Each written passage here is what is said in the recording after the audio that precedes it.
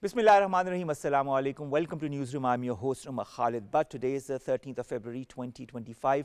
And of course, today's show is relegated and of course is for Pakistan-Turkey relations. This is what we are going to discuss during the entire gamut of the show because it's very important. These are two brotherly countries whose relations since 1947 have only strengthened and have been further emboldened by the different important visits of the dignitaries between the two countries. And of course, now we have the privilege of having the Turkish President, His Excellency Recep Tayyip Erdogan, his spouse, the First Lady, as well as a huge delegation that is here with him. This is a two-day official visit on the invitation of our Prime Minister Shehbaz Sharif, and it's very important the whole context of the bilateral cooperation and collaboration between the two countries and how both the countries have moved towards further strengthening the resolve to bilaterally cooperate more in diverse fields and also strengthen the already existing mechanisms that are present as far as the bilateral cooperation between the two fields are concerned. We have been joined by three guests to discuss more on this. Let me introduce them to you one by one. In the studios, we've been joined by two guests. Our first guest is Jawhar Salim Saab. He's no stranger to us. He is a former ambassador as well as the president of the think tank IRS. Thank you very much, Jawhar Salim Saab, to have joined us. Our second guest is, ladies and gentlemen, Iqra Haroon. He is a foreign affairs analyst and a journal analyst as well. Thank you very much, Iqra Haroon, to have joined us. And we've also been joined all the way from Turkey by Amer Sultan, who is a TRT correspondent. Amer, thank you very much to have joined us. All right, let's begin with Jawhar Salim Saab. Jawhar Salim Saab, this two-day visit, an important delegation. Lots of things that have happened today as well. How do you view this visit? Yeah, this is an important visit, of course, as you have rightly pointed out. Pakistan and Turkey enjoy deep-rooted fraternal ties for decades. And in fact, even before the creation of Pakistan, because of the role the Muslims played in the Khilafat movement. And I have been posted to Turkey once, I was there for 3 years. I know the depth of that feeling and how the Turks still remember what the Muslims, and they attribute it to Pakistan actually. And over the years, the relations have gone from strength to strength. I've been part of many visits between the two countries. In 2022, I was in Turkey with the Prime Minister as Foreign Secretary at the time. Then before that, when President Suleiman Demirel came to Pakistan, visited Pakistan, I once organized his visit to Lahore. So, and of course, during my stay in Turkey, there were very many visits as well between Pakistan and President Musharraf. I visited during that time a couple of visits. Now, what we see is, while the relations between the two countries are very, very friendly, fraternal ties, and they have complete harmony of views on a range of issues, not just of bilateral interest, but in terms of international issues, global issues. And we see a great deal of cooperation between the two countries in the international fora as well. On the other hand, on the economic side, I would say that despite very many endeavors on part of both the countries and multiple plans, in 2015, the two countries planned to enhance the bilateral trade to $5 billion and then $10 billion. That has not materialized. There is a significant trade of about $1.2, $1.3 billion if you see the last figures available, whereby Turkey exports more to Pakistan of over $800 million and Pakistan exports around $450 to $500 million. But that is not commensurate with the actual potential. And the fact that the two countries have a preferential trade agreement as well, and there's like 85% of the commodities are basically they're duty-free. Despite that, so that is an area where the two countries need to work more. Now, the two countries also have what is called an HLSCC, which is a high-level strategic cooperative council, which meets every few years. So far, the last was in 2020, and now it's going to happen. Exactly. It has happened. This is going to be the 7th session of that HLSCC. And that is where they take the sort of, the highest decisions at the highest possible level. And a lot of agreements and MOUs are signed. And during this visit as well, we know that a range of agreements and MOU have been 21 signed. agreements have been signed and MOUs, and this is exactly what you talked about, the preferential trade agreement. Now, the Turkish Minister for Trade, Professor Dr. Omar met with our Federal Minister for Commerce, Jam Kamal Khan, and in this meeting was this desire by both the sides to revamp or reinitiate the preferential trade agreement. What needs to be done when it comes to the PTA? Yeah. I mean, we call it the free trade agreement as well. I mean, free trade agreements are preferential trade agreements as well. So basically, what happens is, we had signed a free trade agreement with China many, many years ago. And then there was a need to review that, because what you do is you add certain commodities and sort of, and in certain areas where there's any restrictions, you review those and sort of try to remove them. So to enlarge the ambit of that agreement. And I think that's what they would be reviewing, because when this agreement was envisaged, at that point it was envisioned that it would help bring the trade up to the level of $5 and possibly to $10 billion. Now that has not happened.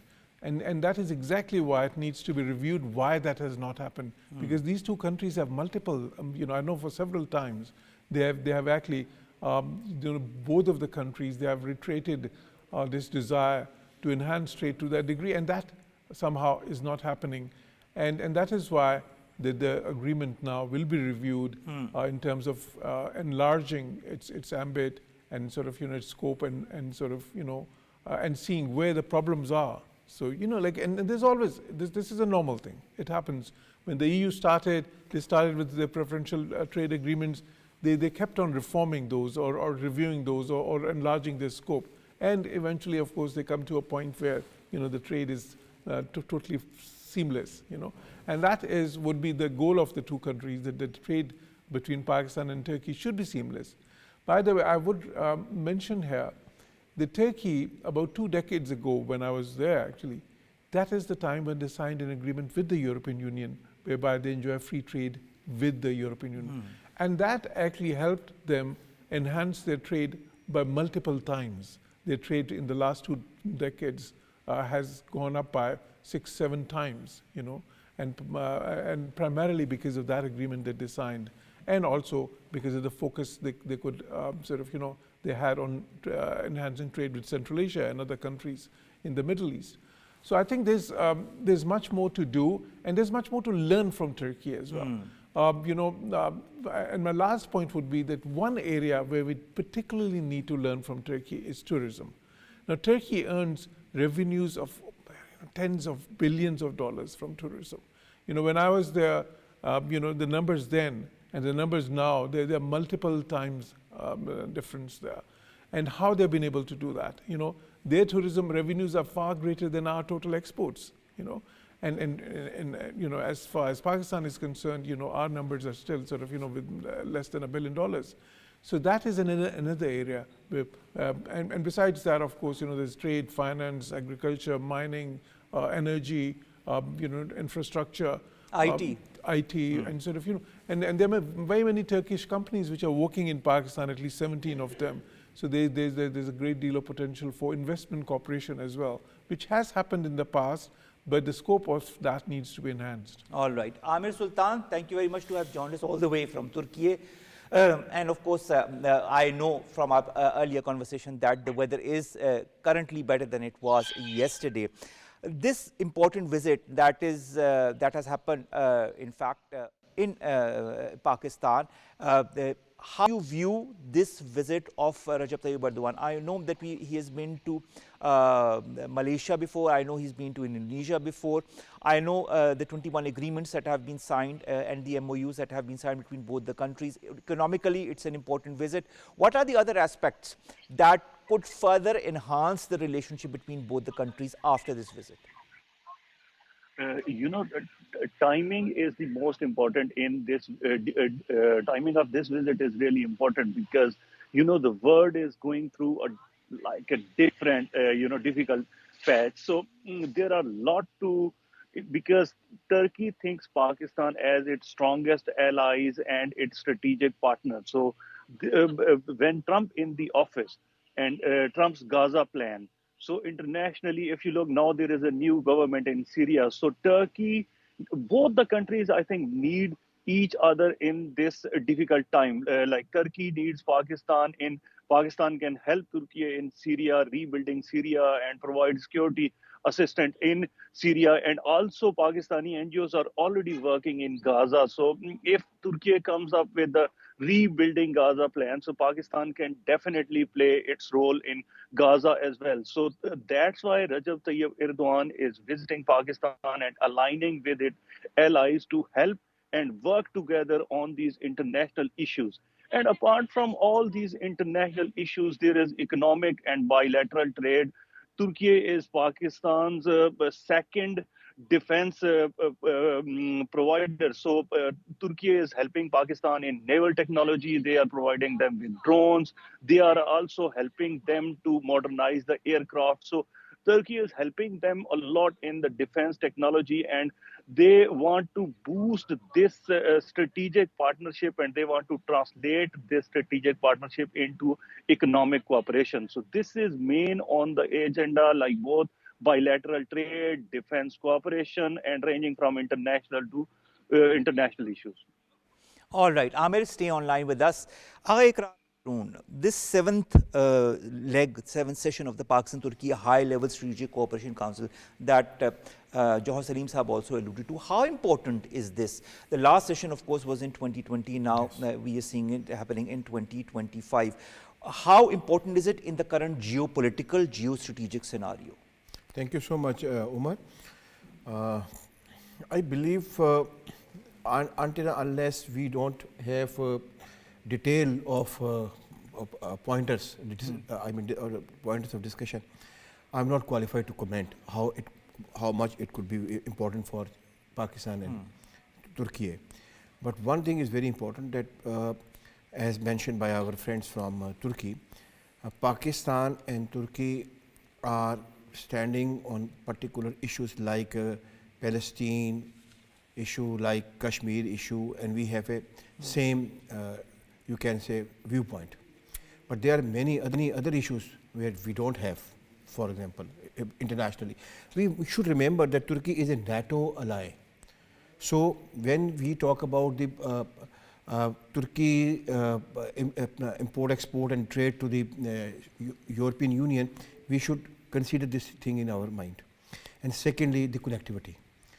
Unfortunately, Pakistan and Turkey didn't have a road connectivity since 1979, because you remember there was a RCD and there was a connectivity from Pakistan, Iran to Turkey. And that time, I was amazed to see the figures of that time of Iran, Pakistan and Turkey. It was so high. So it is nothing today if you remember, compare of 70s, in 70s trade of Turkey and Iran, of Pakistan and today's. And we also tried for a train, if you remember, from Pakistan, Iran to Turkey. It couldn't work. So this is one of the impediment. Strategically, there are so many countries that stand together and they have same, you can say, interest. But remember one thing, once Putin told, do you know what was the major reason for the collapse of Soviet Union? The student asked him, what was that? He said, we have so many friends, but we didn't have buyers. So no strategic partnership could be materialized into, you can say, tangible or concrete results until unless the trade is higher. As mentioned by Johar Saab, we had been trying our level best to, raise the trade between the two countries. And even this 1.5 billion trade, there is a deficit for Pakistan. Because Turkey is high-end technology provider, particularly in the construction fields. And Pakistan is actually taking nothing out of this strategic partnership or relationship. All right. We need to redesign our relationship with Turkey. Turkey can be very useful for us. The one thing which Turkey is offering to Pakistan, and we should work on that, that is education. Because whatever you see today, Turkey, this is because of the education. And there are very, very important universities, Pakistan students try to go there. And they are 200 students that's going, I think, day after tomorrow to Turkey. So this is the place where Pakistan should work if we are really serious in strategic education is just one of the different avenues I think that needs to work on with Turkey. Jawhar Saab, one of the things that Pakistan is also looking, has looked with Turkey during this important visit is to expand the strategic economic framework. There are currently 71 to 73 SEF action plans between the two countries. When it comes to strategy and the strategic economic framework, how could both the countries further strengthen it and in the whole context strengthen their own relations and their own countries? Like it has been said, it's very important to substantiate the excellent political relations with greater economic content. And the two countries have been trying to do that over the years. Now, how do the governments do that? First of all, they build the institutional mechanisms, which are there through a number of range of agreements and MOUs. Even now, as we speak, they're signing agreements and MOUs in the area of health, education, mining. Defense, mining, and also how to promote trade. So in all these areas. But then, and also, like, if you noticed that President Erdogan's entourage includes business delegation as well, entrepreneurs as well. And he always does that. When I was ambassador to Bosnia, I used to visit Bosnia every year. And he would bring a big delegation of businessmen, He's a very pro-business chief executive. And that's the right way. But the primary manner in which you are method to enhance trade and business contacts is by bringing the private sectors together. And I think that is where the two countries need to make additional efforts, because their private sectors have not interacted to the degree that they should. Because, if you look at the total trade of Turkey, the trade with Pakistan is a very tiny proportion of that, really insignificant. For Pakistan as well, for Pakistan, because our total trade is rather limited, but still trade with Turkey again is a very insignificant proportion of that. So, and part of the reason is that the private sectors in the two countries have not really been interacting with each other. They are not really very, very familiar with the opportunities obtaining in the two countries for each other. That is one area where we need greater work, I would say. All right. Amer, coming to you, how do the people in Turkey view Pakistan? What is their sentiment? I know there's a very rich history as far as the love that the peoples of both countries have for each other, and that was also, reiterated by Ambassador Jawhar Salim. But currently in 2025, what does the new generation in Turkey think as far as Pakistan is concerned? How important is to further solidify this people-to-people contact?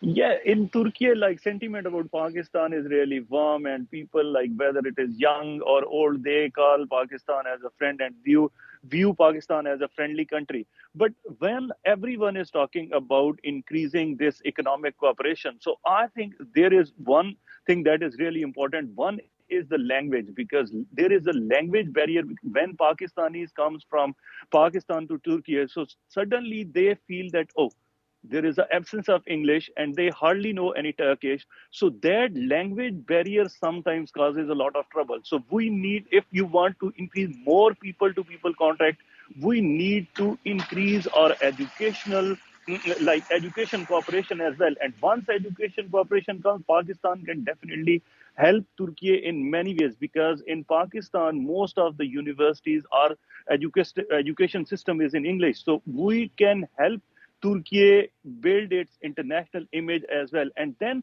there are other issues like avenues. We need to explore the avenues of tourism. For example, marriage is like really expensive in Turkey. And if you compare like marrying in Pakistan and marrying in Turkey, there is a hell of difference, because here you always talk about euros and US dollars and all. So Pakistan can definitely play a role, and Pakistan can definitely help, and the trade between two countries can be boosted and it can be materialized, but we need to put more efforts, and Pakistan, especially Pakistan, needs to explore areas, because if you when we are talking about the trade, Turkey has explored and they have worked their things well out. Like they are providing defense equipment, They are providing drones, so they have done their homework. Harun, you talked about the different commonality of issues when it comes to regional situations or global situations. Let's begin with Indian illegally occupied Jammu and Kashmir, and there is a commonality of stance as well. The Turkey has always sided with the Pakistani stance on that, and similarly when it comes to the issue of Palestine. Both the countries have already met in the past as well and continue to meet and talk about Palestine. In the current situation of the Middle East, how can both the countries work together in order to build a sustainable or peaceful future for the people of Palestine? It's a very pertinent question. And Pakistan and Turkey are already providing humanitarian support to Gaza. And according to my information, before I was coming over here, so I rechecked. The majority of, you can say, people who are involved from Pakistan to send humanitarian support to Gaza, they are doing through networking of the Turkish humanitarian groups. Right. This is very important. Whenever you are providing humanitarian support, you need to have access. You need to have a passage. And Turkish, this you can say, humanitarian groups are working very well over there, but in past also. So there is a one place.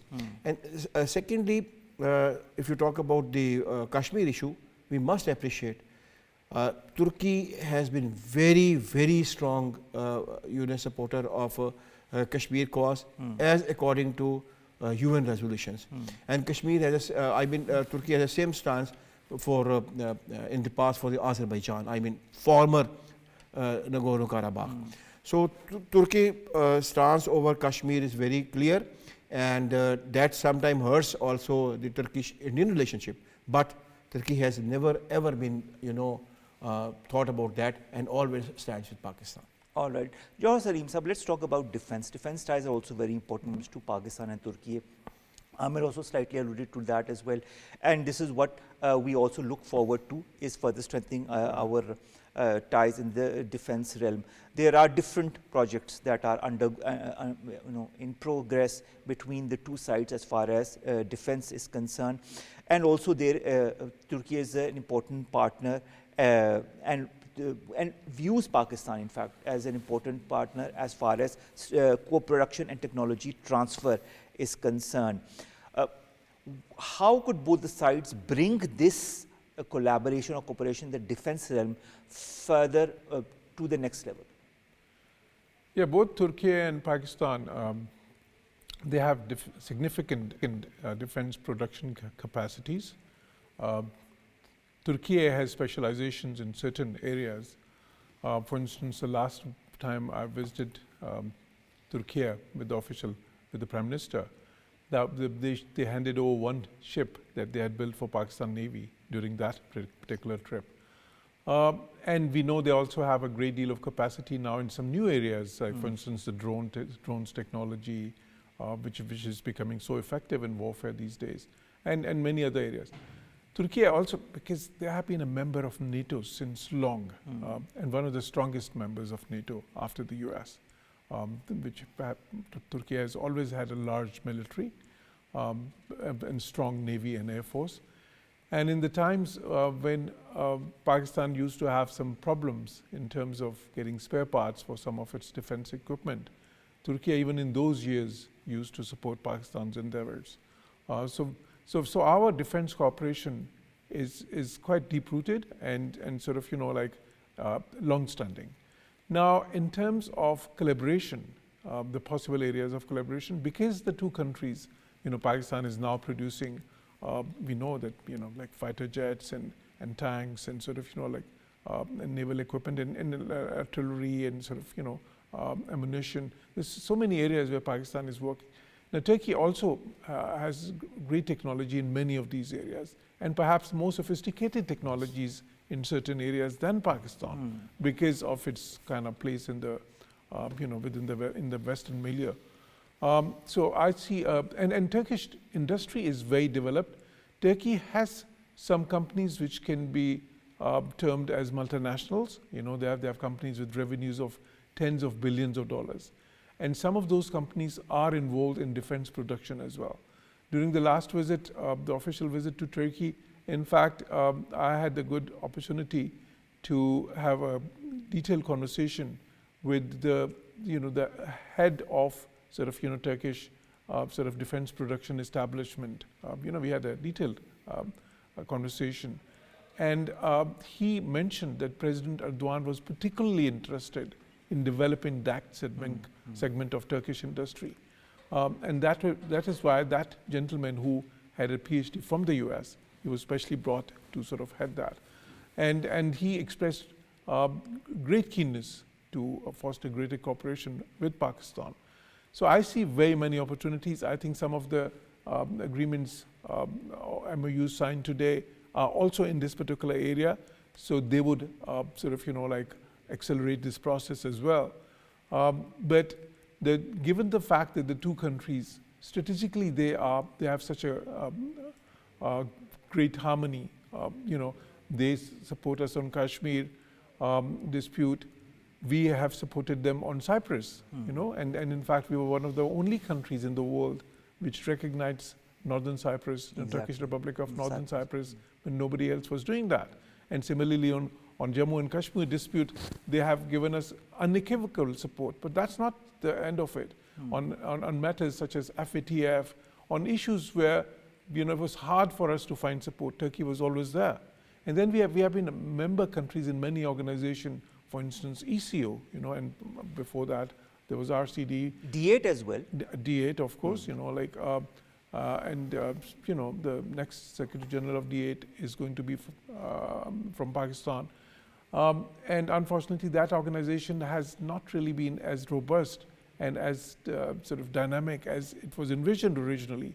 It was set up it was in Erdogan's vision originally. But I hope that now we'll see a D8 more functional. So there are very many possibilities that I see, and not just in the area of defense, but in the area of like education as well. For Turkey, I know they have some excellent universities. Then in terms of science and technology, in the mining sector, in agriculture, in IT sector, in sort of like in the startups, in tourism, as I mentioned before. So I think there's a range of possibilities between the two countries, and there's a great need to realize the potential which exists, but which remains untapped for most part. All right. Amer, MOUs have been signed between both the countries in the realm of military cooperation, in the realm of health, in the realm of mining, in the realm of finance, in the realm of water, and many other things. I'd like to just remind you of 2024, when the Turkish foreign minister had come to Pakistan, and then during his meeting with the Prime Minister Shehbaz Sharif, our Prime Minister had invited Turkish companies to extend or expand their investment portfolio in Pakistan. And he also said that Turkish companies could consider relocating their industrial units to our country as well. Can measures be taken in that regard? What's your take on that? Yeah, even I personally spoke with some companies here who are already working in Pakistan, and they were like, previously they were disappointed with the previous government, and they said that the promises were not kept and things like this. But now I spoke with them again, and now they are feeling that now there is a hope that this time it won't happen. And there are more companies, like if we talk just in terms of tourism sector, there are so many tourist companies who are willing. And then like even during this visit, there are so many manufacturers and owners of industries who are also industrialists visiting with President Recep Tayyip Erdogan. And aim of like one of the aim is to like look for the avenues and expand their production capability in Pakistan. So they are looking into these avenues, and they want to, because of some reasons, Pakistan is cheaper than Turkey in terms of material, in terms of human resources, and many other things. So Turkish industrialists are also planning to invest in Pakistan and want to increase the production capacity in Pakistan as well. All right. Johar Salim Saab, both sides in May 2024 had addressed the rising issue of Islamophobia. This is an issue that continues to rise, specifically with respect to what is happening in the Middle East. And it had been decided to tackle it on an urgent basis. How important do you feel it is for countries like Turkey and Pakistan to work together, and with other Muslim nations as well, to stop this seed from developing into a tree, the seed that has extremely bad repercussions on the entire world order? Yeah, this xenophobia and Islamophobia that we witnessed growing in the world now, it has affected both Pakistan and Turkey, because both the countries have significant diasporas abroad. Turkey has its biggest diaspora in Germany. I was ambassador there. There are almost 4 million Turkish origin Germans today. And they face this problem of Islamophobia. And Pakistanis, we have a diaspora in the west of, again, about 3-4 million. And there we face this problem. When I was ambassador to Italy, there were significant challenges in that regard. So internationally, what has happened in the United Nations, for instance, and at the platform of OIC and many other organizations, Pakistan and Turkey have always coordinated very closely to address this menace of Islamophobia. And both the leaders of these two very important Muslim countries, after all, Turkey and Pakistan, are the leading countries of the Muslim world in terms of the populations, in terms of the size, in terms of their clout and stature in the world affairs. And Turkey sits both in Europe and Asia, so that also makes its presence. Yeah, and Turkey, because of there's the history, the Ottoman Empire. At one point, they had half of the Europe under sort of the Ottoman Empire. So they have, and then of course they had the Caliphate as well for so many centuries. And Pakistan, of course, this is the region with the, this was the region with the biggest Muslim population in the world. So the two countries have always raised this voice and raised the concerns. They have, in fact, in many ways, the leadership of the two countries, they have very eloquently and sort of, brought the concerns of Muslims to the attention of the Western leadership.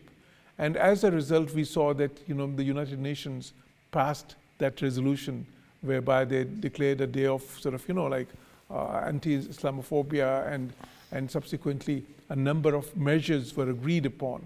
And the two countries continue to work in this area, and there's a great need. And Erdogan, President Erdogan, has a reputation of always speaking up wherever Muslim causes are concerned. He's known as a brave leader. He's known as a leader who can speak up.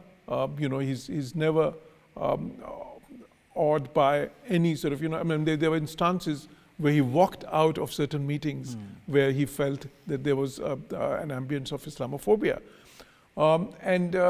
And similarly, Pakistan is known as a country which has always taken up the causes of Islamic world, including Palestine's cause, and the Palestinians, our Palestinian brothers, our Palestinian ambassadors that I've known, they've always commended Pakistan for that.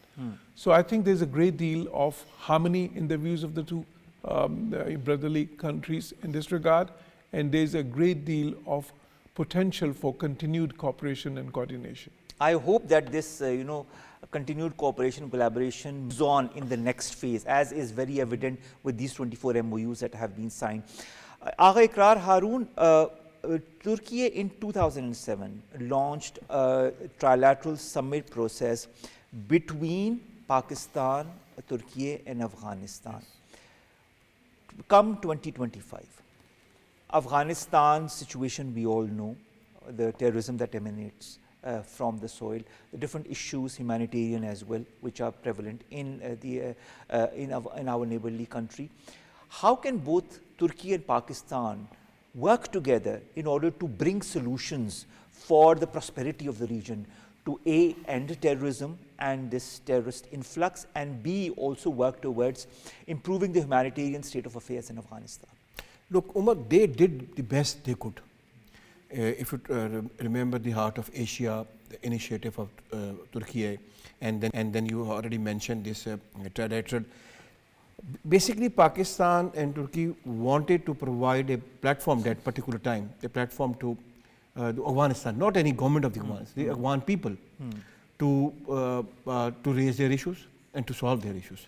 And both countries did the best, the most possible they could do. But what is the result? What is coming out from Afghanistan? This is a very important issue.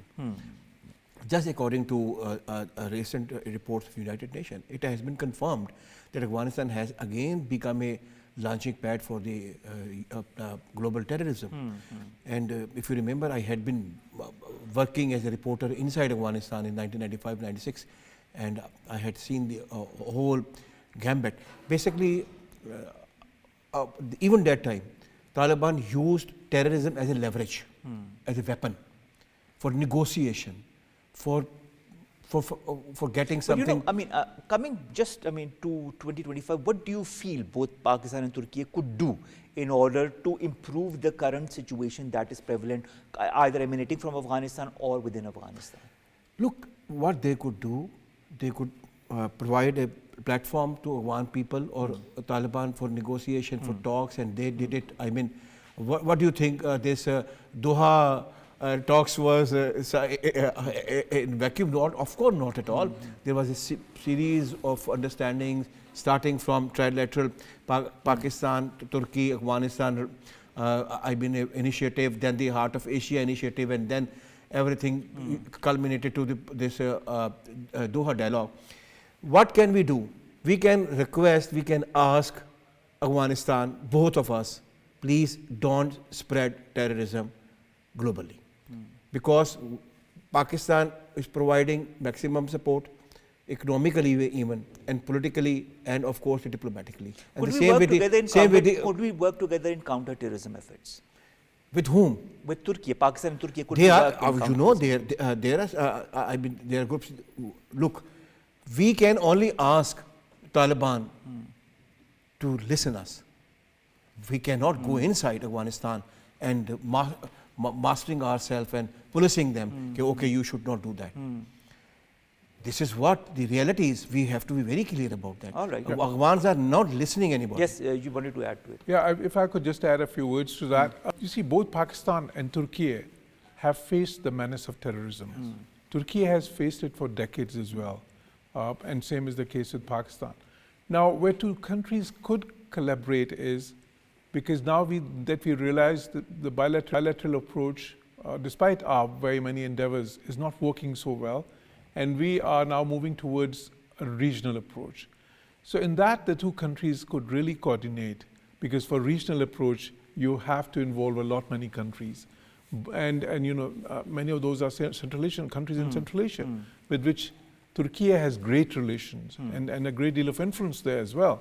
Pakistan also has great relations there. Then Turkey has excellent relations with Russia now as well, which is an important player. Then Pakistan and Turkey have very good relations with China. So in setting up this sort of, you know, the scenario for building a regional approach, I think there is great potential for the two countries to collaborate. All right. Amer, a last question as far as you are concerned. Media is quite robust when it comes to Turkey. You're part of TRT and a correspondent with them. And of course, TRT is just one of the so many channels and the so many radio channels and newspapers. And that makes the media atmosphere or environment in Turkey quite vibrant. Pakistani media environment is also quite vibrant. Do you feel both can collaborate in different realms and maybe have you know, joint programs in media, in television, in the entertainment industry, in radio? What's your take on that?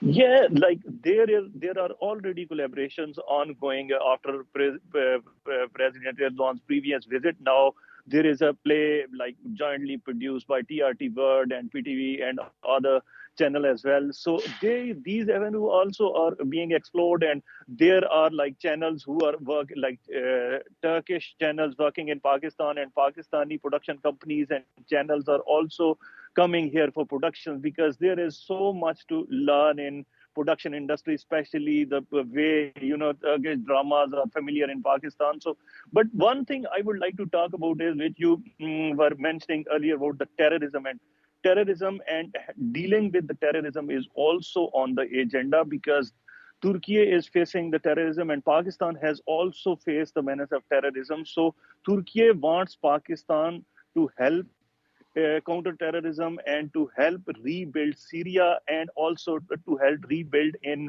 Gaza. And in similar way, Turkey is offering Pakistan to help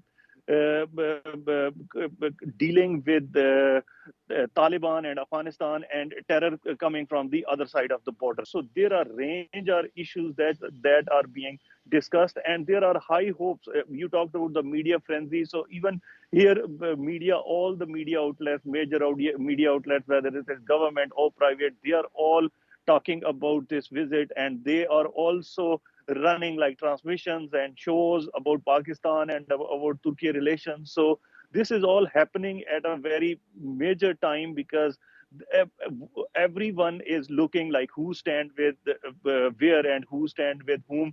So that is the biggest thing, and that's why this visit is really important.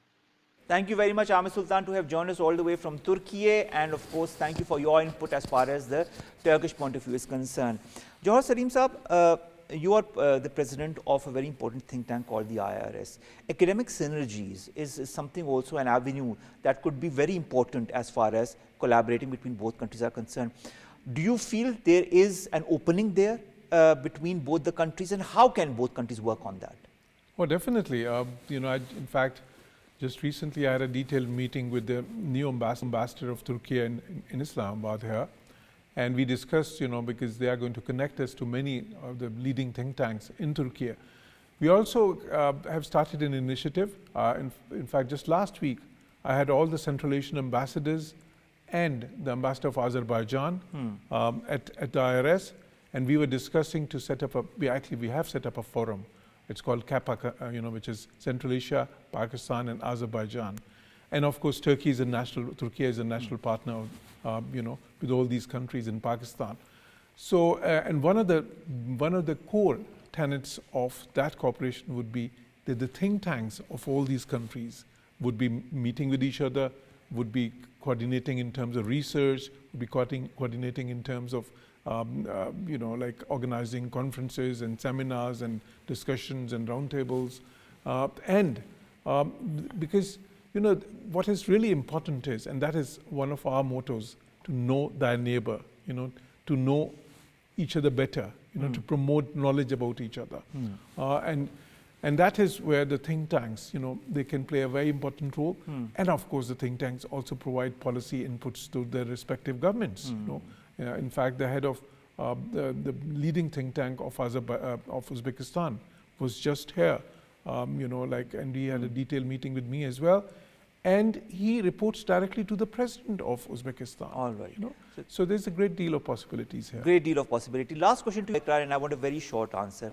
From the Turkish War of Independence, when the Muslims of modern Pakistan sent financial aid to the declining Ottoman Empire that was followed by the formation of the Turkish Republic, to Qaid-e-Azam Muhammad Ali Jinnah, who had a lot of fondness for the Turkish people and also talked about, the Turkish model of modernization. 2 roads in different cities in Pakistan that are named after Ataturk, to the 1951 Treaty of Eternal Friendship, to the agreement on Turkey-Pakistan Friendship and Cooperation in 1954, Ankara Declaration of 2007, the Nishane-Pakistan to Mr. Erdogan in 2009, and the 4th leader that he was to have talked to the Pakistani Parliament. And of course, our diplomatic relations that have started from 1947, and now we are in 2025, and we have the Turkish president with his entourage again here, and important meetings, so many MOUs that have been signed. What is the future of the relations? How do you see the future of relations between Pakistan and Turkey? Short answer. I believe this is very bright and brighter than even the past. But there are some prerequisites, like our friends mentioned, people-to-people connection or interaction, and the involvement of both for finding something tangible for increasing and enhancing their trade.